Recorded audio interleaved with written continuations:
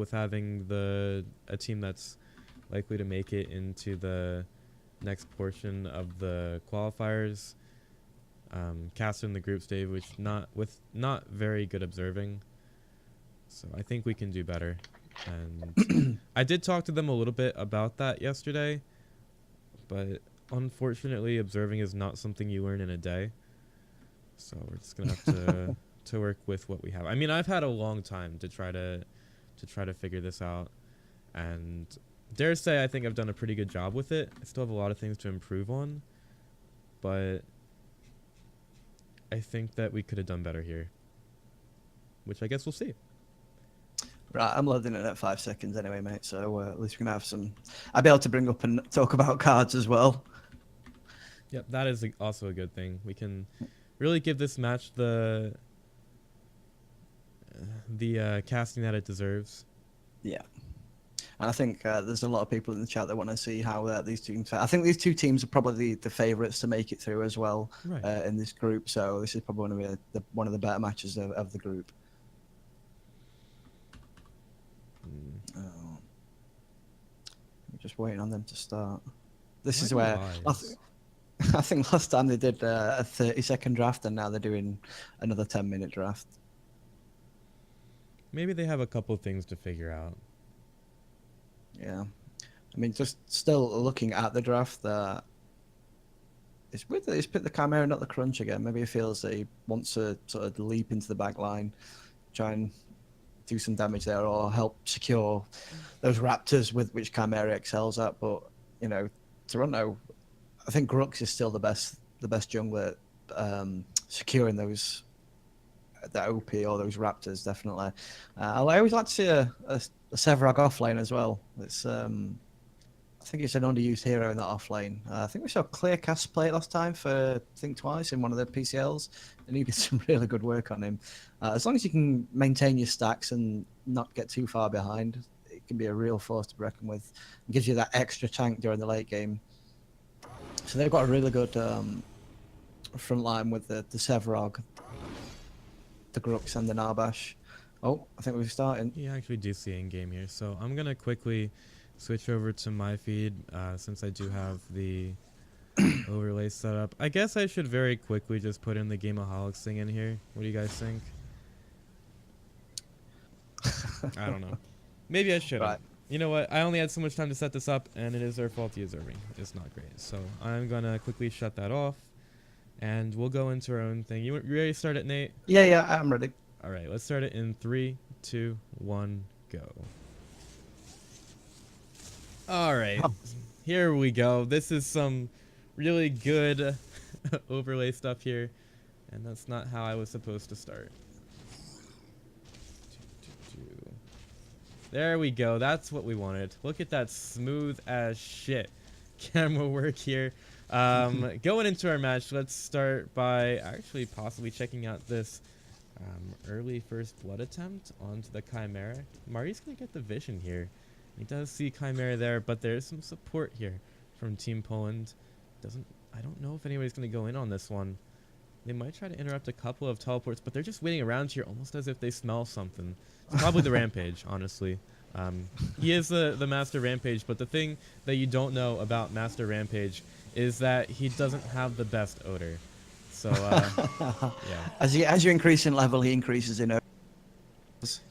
So, here we go. Introducing our teams. Be Certified, playing the Sevarog, Mari Rivia, handling on Narbash, Mikey, playing the House from the mid lane, Blood Mortius on the Grux inside the jungle, and then finally, Cameron himself, handling the Sparrow. For Team Pulse, we're going to have Satori on the Rampage, PolacyZPolskiPL on the Chimera. Prodigy is going to be picking up the Revenant. Miss QQ is going to swap over to mid lane and we're picking up the Maragesh. And Coxie is going to be back on this off lane on the Countess again. Alright, so we'll actually be able to take more of a... Oh, come on. Yeah.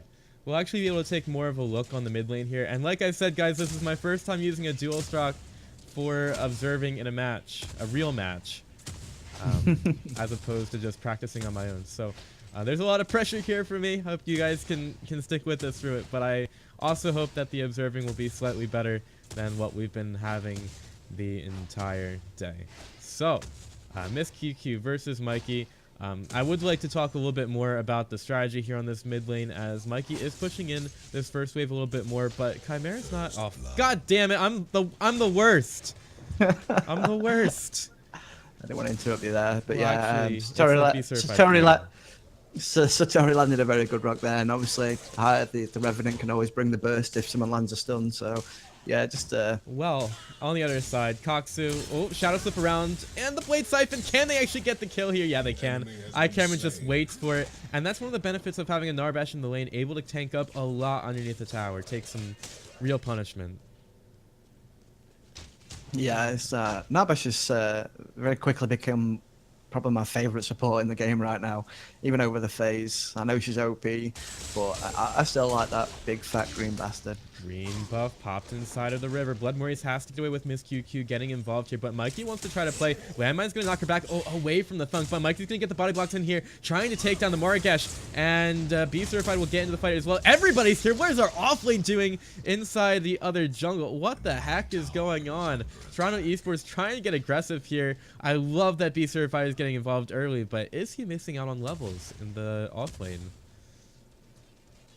Yeah, this is... Well, I mean, one of the criticisms that's usually leveled at Be Certified is that he can sort of go into single player mode where he just wants to take care of his lane. But I always love to see him actually get onto these rotations. I think it's when he plays the Greystone, he just sort of thinks, you know, I'm just going to drill down the lane and sort of split push and get towers. But whenever he plays another hero, we see him rotate, you know, into these team fights, and it's good to see him do so.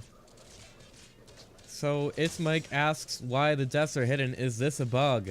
Answer: no. You can still see the deaths on the sidebars. Use your eyes. I love you, It's Mike. If you've ever seen a man drink, I don't think you could ever actually see a man drink a Coke with more grace than It's Mike himself. So sexy. So sexy. It's so good. Honestly. Make sure you check him out. Be Certified will make it back to his own lane over on the off lane. Actually going to farm up inside the jungle for now. That's interesting. Sevrog really doesn't want to get those. He's not farming. I was about to say he wants to get those stacks, but with the push impending on his lane, I guess he does need to get back there to try to defend it. Only level 2 right now, using the Subjugate to take down some range fears on the backlines. Meanwhile, Cameron and Mari Ripio once again getting aggressive on the countess, but she seems to be going blow for blow there. Not really worrying about. Yeah, I think she's trying to put the hit more, trying to get the Narbash down and trying to focus the Sparrow right now. Although I think he took a little bit of aggression from the minions. Oh, we've got PolskiPL. He's looking for something. Yeah, but again, Blood Maurice will be there with the rotation, and he's going aggressive this time around over to the Chimera. Chimera can only jump in, and Howitzer's going to be in here as support as well. Landmine's going to knock him back. Nice rotation by Mikey. The communication is here from Toronto Esports. Mikey's going to be there with Marty joining the fray as well. Everybody has a gangbang in the jungle, and they take down the Chimera. Yeah, Toronto looking really sharp on their rotations already. Good communication from the team. Be Certified is getting a little bit low on mana in the off lane, but it is time for Toronto Esports to try to go for their first tower of the game. And with the rotation from Blood Mortius, they're going to try to take that down very quickly. Whereas on the other side, Satori getting aggressive on the Be Certified. This is a tanky Sevrog to try to get through, but they're going to try to do it. Revenant has some good damage for it, but they're not going to be able to find the kill. Just getting some more damage on the tower. Meanwhile, Toronto Esports will take down the tower on the opposite side of the map. Yeah, that's one of the good things about Be Certified. The rest of the team can be in another lane completely, and they're pretty confident in his ability to just survive and do what he can on this tower. I mean, the enemy are duo laner on half health, and he's just happy just getting his tower clean. I'm doing the old epic slide. If you remember during the open beta event, it seems like the camera was never stationary. Or not the open beta event, but the monolith event. It seems like the camera was never stationary when they were like moving around here. So I'm doing what I like to call the epic slide. I'm just gonna have a quick look at cards while it's a little bit of a lull. I'll do that for you. So got Blood. He's filled out that Guardian's Ward. He's got the Stalker Siphon, which I quite like now with the jungle camps being a little bit more damaging and a little bit harder to kite, so it just gives you a little bit more sustain taking that Stalker Siphon. It's just circle of health on Marty as well. Yeah, it's very usual. So nothing too out of the ordinary. Probably just gone for the meltdown build rather than the rust breaker build. And this is what we were talking about the other day, where I've seen different Revenant builds, some with basic pen, some with ability pen. I suppose it depends on your playstyle.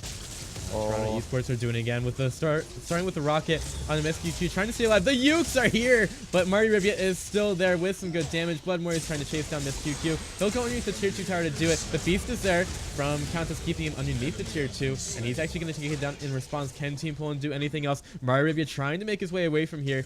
Oh, the landmine is available for Mikey. Knocks them all away, hitting 3 with it, making sure that the rest of his team can manage to back away unscathed. Yeah, such a good mind there from Mikey. Is the rock there? No, just missed it. I guess you could call that a nice little jig from Mikey. Just, if you go for that rock, it's pretty free. You don't lose anything for doing it. And if you do hit it, you're probably going to get a kill on the Mikey with the positioning of Revenant there. So I really like how both teams are really trying to feel each other out and get a couple kills, with Toronto at a slight advantage because of their rotations. Yeah, I think that it was a very good rotation from Coxu coming in just to punish Blood for diving so deep onto that tier 2 tower. Managed to lock him down with the stun from the Feast, just so he took another tower blast on top of the ultimate. So putting a lot of work there. Not really too much more happening in cards right now, just your normal standard items. If we look at I guess what we're going to be able to see more from is the minion kills and the CXP. So right now, it's actually Prodigy leading on the CXP. He's got 46 last hits, slightly below Mikey's 51. But I guess he's been getting a couple of gold buffs, which has been the difference here. Mikey picks up a purple, and I believe that's Blood Mortius with the blue. So Toronto Esports with Mikey on the howitzer, this is something that they're able to do a lot. He just throws in the rocket from the high ground, and he's so good at stealing those buffs that it really makes it difficult for Team Poland to control those at all. And that's just what you have to get used to with Mikey on a howitzer. Yeah, I think it's definitely... Here they go. Blood Mortius just misses the smash and grab. Looking to be aggressive again, but Team Polsky looking to counter engage, see if they can isolate a hero, but nothing really offering there. Blood's gone straight back into his own jungle. See Mikey just take the enemy tower, I think, and Certified is going to start to go to town on this right-hand tower. I think we're going to have a rotation to even stop him here. Yeah, everybody's kind of left that lane, and the Chimera will respond. Same with the Countess. This is a combo that we saw in a lot of lower tier games, honestly, with the double ultimate disable between the Cull and the Feast. Countess trying to get into the lane. She's taking the jungle or the river route here. Be Certified knocking the Chimera away, but Feast is there. Can Be Certified get out? He's so tanky, they can't kill him. They're running out of mana, they're using all their abilities, and they still can't kill that Sevarog. Yeah, and what Certified's done there, obviously, he's gone up his damage to tower. He's drawn 2 heroes all the way across to chase that kill and not really get anything out of it. It just opens up the map for the rest of his team, knowing that both the jungler and the counters are over there. So, I mean, they've still got a lot of high DPS in this Polsky team with the Morogesh and the Revenant. But at least you haven't got to worry about those two. They haven't really got any frontliners, so the CC becomes more devastating in those team fights if your frontliners aren't there. So one thing that I'd like to comment on that we haven't seen a whole lot in the games today is Matspore Sash on your tanky growth hero. So Satori hasn't been going for that right now, and that's possibly because he just has to go for more of his support things. Oh, rocket from above from Mikey. The landmine's going to knock Satori around. He's going to bleed out. Landmine and the Maker Rain making it difficult for Team Poland to get into this one. Oh no, they have the mark on Mikey. They throw in the curse, but he's not going to die just yet. This QQ trying to make his way around here. His damage is not enough. He already has the curse down, and Blood Mortius will be chasing him. He should have the smash grab. Where is it? The missile just misses. How does it even miss from Mikey? Usually he doesn't miss those, but Be Certified gets in with the subjugate, gets another kill, and Coxu trying to make his way around here. Is Be Certified going to tank up enough? The answer is yes, he's not going to fall, but neither does the Countess. but the tier 2 tower could be soon to fall. Only Satori here to help things, and he's still at level 4. Can't really do a whole lot against this Toronto Esports squad. Can't see the map, but we can see enough here in the mid lane as the tier 2 tower and the jump pad's about to fall from Team Poland. And right now, Toronto Esports just have to make sure they can get the disengage as they back out. Satori gets the rock on the iCameron, who's trying to make his way out. The Cole will be there. I believe they lose iCameron right now. Can he juke? Oh no, he can't possibly get out of this one. And indeed he can't. The lead from Mr. Poland himself is going to help secure the kill on the iCameron. And at least Team Poland are able to get something. Yeah, one of the things that, I mean, other than like sort of Raptors and OP, the other good thing that Chimera is good for is chasing down heroes. If they get a hero isolated, especially if Sparrow just has literally no escape, he can really isolate and make sure they secure the kill.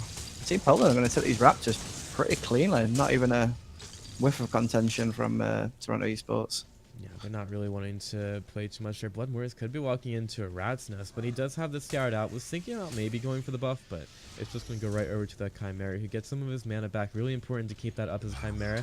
And it could be a trap. The Rock is here. The Warlords challenge out from Blood Moors, and there's also going to be the Crash Bang Boom. Mario just zoning them away so that the Chimera is a secured kill for TO. Yeah, Satori quickly backed out of that. She realised it was going to be a 4 versus 2, and might have got a shout from Polsky just to leave it. He knows he's dead. He's not got any escape at that point. He's just jumping around trying to put a little bit of damage in the best he can, but never going to come out of that well. That's when we see the bad side of the Chimera. Great for hunting down enemy heroes, but when he gets caught in that sort of outnumbered situation, there's not a lot greater that you can do.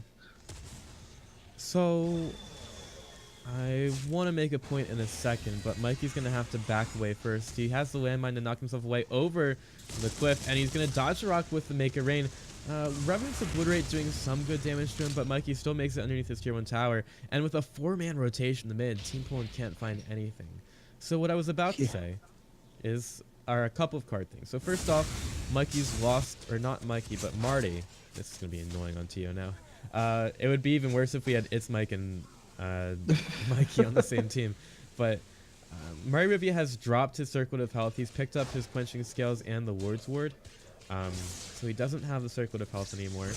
And also be certified as the one going for the Mad Spore Sash. Yeah, I think it's always a solid pick up, even in offlane Sevarog, just to sort of soften up those minions before you try and siphon them. Allows you to manage your waves a little bit easier and progress your stack at a nice rate as well.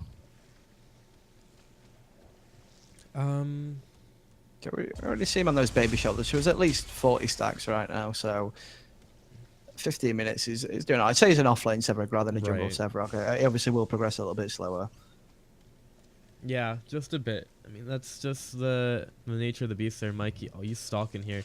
He's stalking up to Miss QQ, and so is Blood Warriors. How do they all find their Shadow Plane buffs right now? What is this? Morgan is like, no, I'm getting out of here. This is stupid.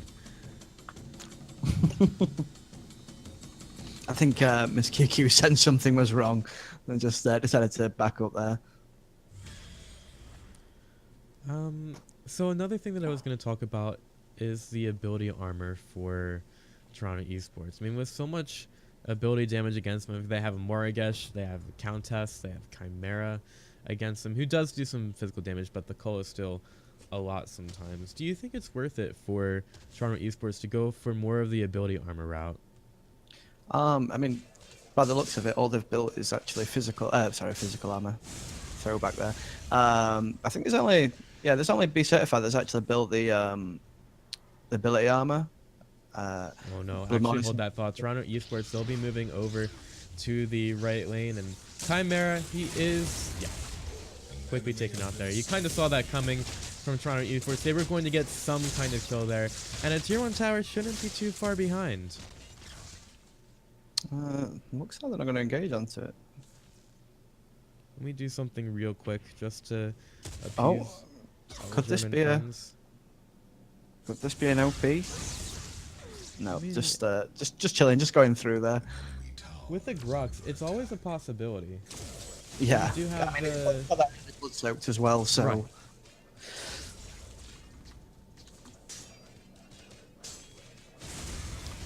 think if Blood, I mean, he's just coming up to level 8 now. I think definitely when he hits that level 9 and he gets that level 2 Warlords challenge, I think that's when they'll definitely look, because the bleed stacks will be immense. It's going to get a Invis engage onto Prodigy here.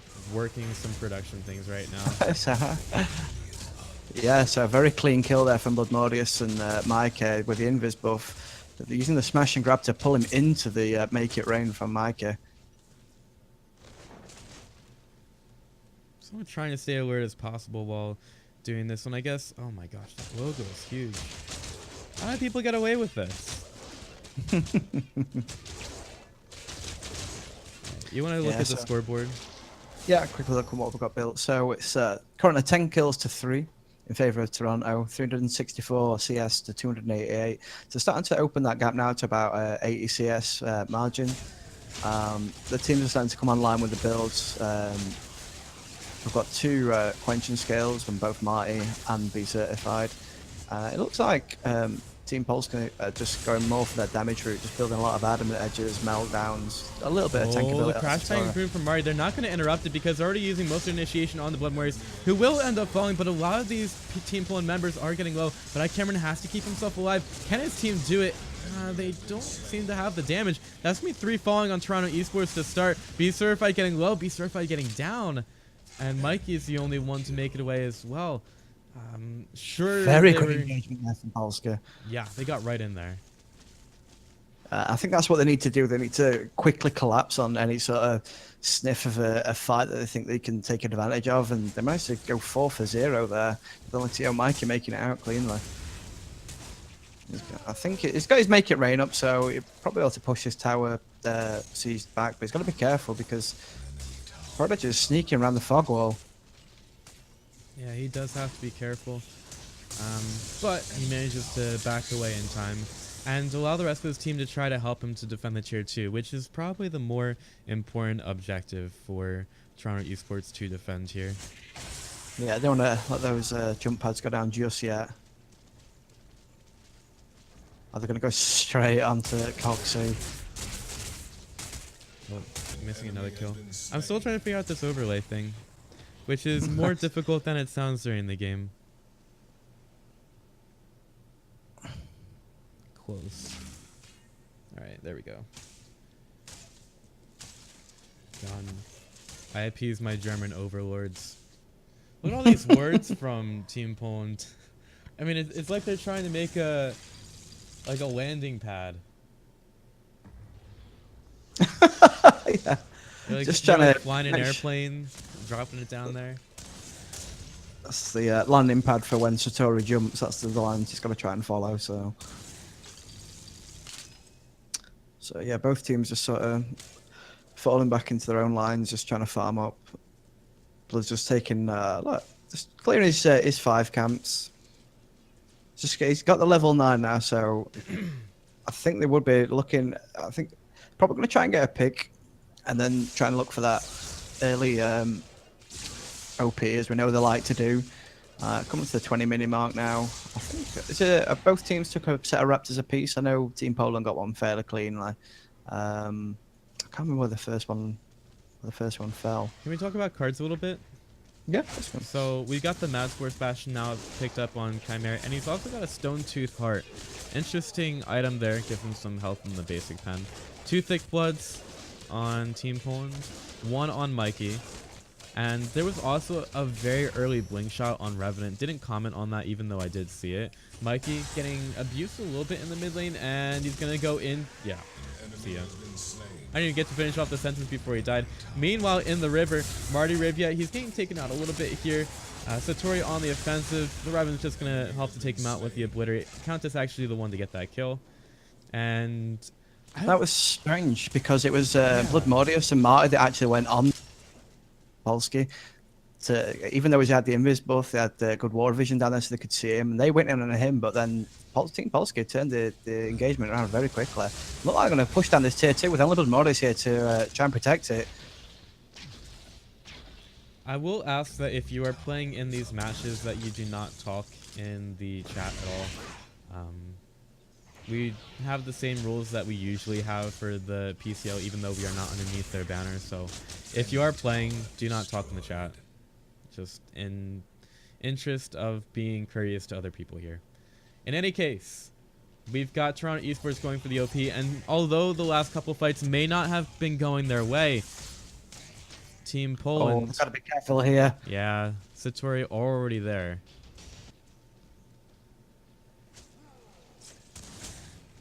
Yeah, Team Polski very quickly out, knew what was going off, didn't want to allow that free OP. Pretty sneaky because all 5 of Team PolacyZPolski were up there.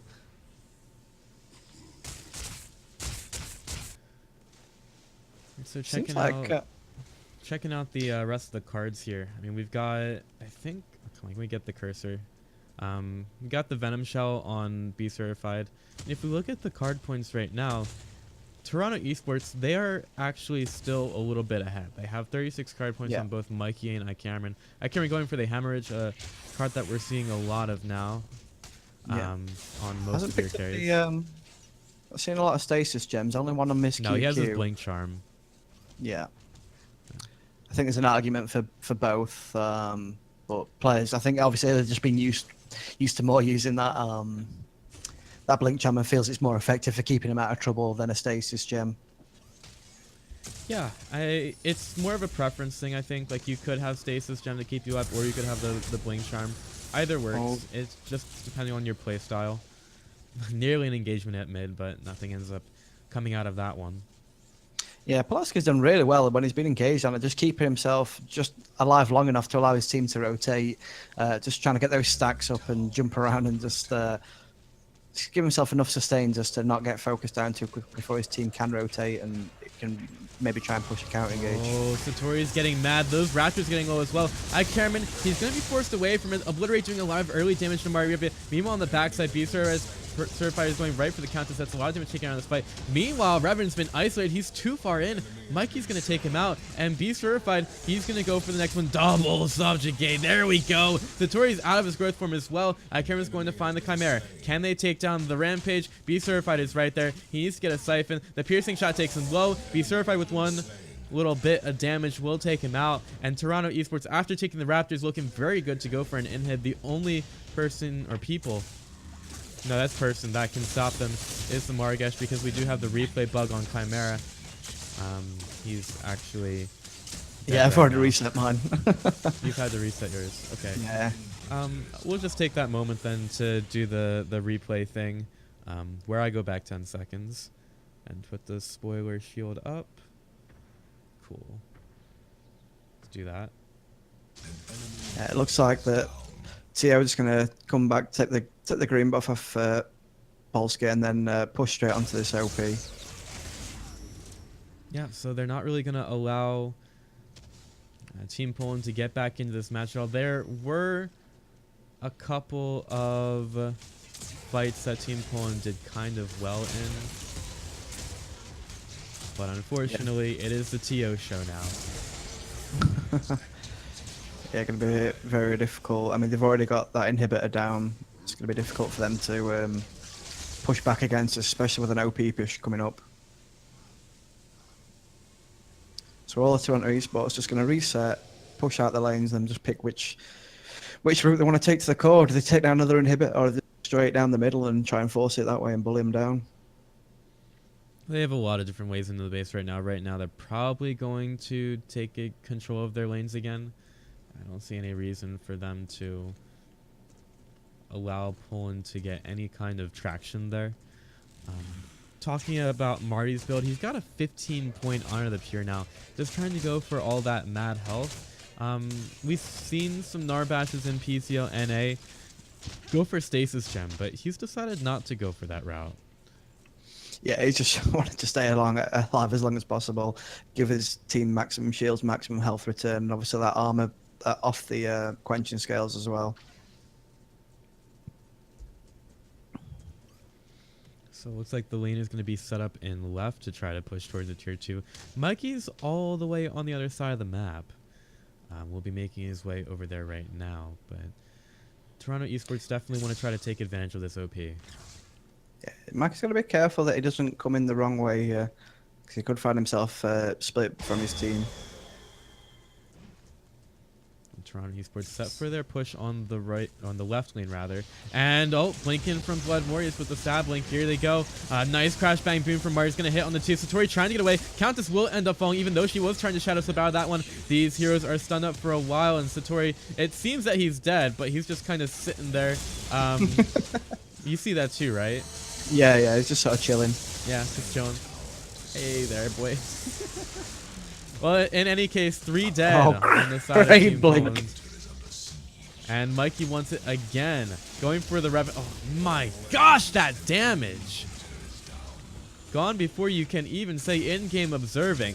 And the core will fall to Toronto Esports. It was in question for a little bit, but this squad that are not from NA looked to be as strong as ever now. Yeah, I think that they had some hairy moments, and Team Polski definitely, didn't give him an easy game by any stretch of the imagination. Some of the engagements, especially I think when they got a 4-0, really pushed them back and gave them something to think about. But if anything, they're very consistent. And even when they have a setback like that, they will just come back. They'll keep their composure, and we saw in that last engagement when.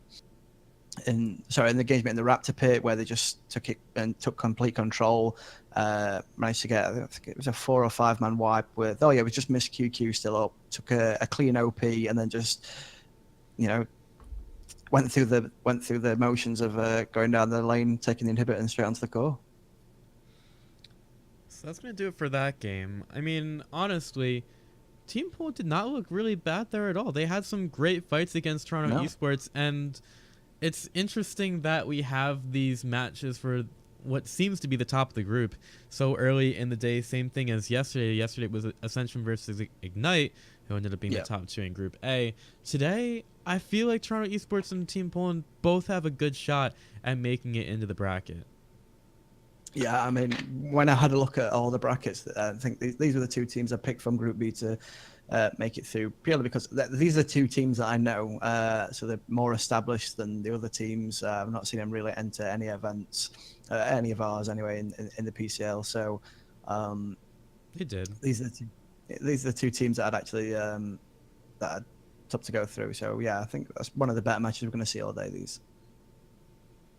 All right. So I guess that's all we got to say about this match. We'll be heading to, I think, a short break. Our next match should be happening at 1:30 p.m. Eastern, which for you Brits is 6:30. So, no, it's actually 1:30 p.m. British time. See, I do this thing. I appease my British overlords by changing my time zone on my computer to your time. So then I just confuse the crap out of myself. It's 8:30 for me. I don't know what I'm doing. In any case, we will have another match for you guys soon, and we'll be right back after that. Thanks for watching, guys.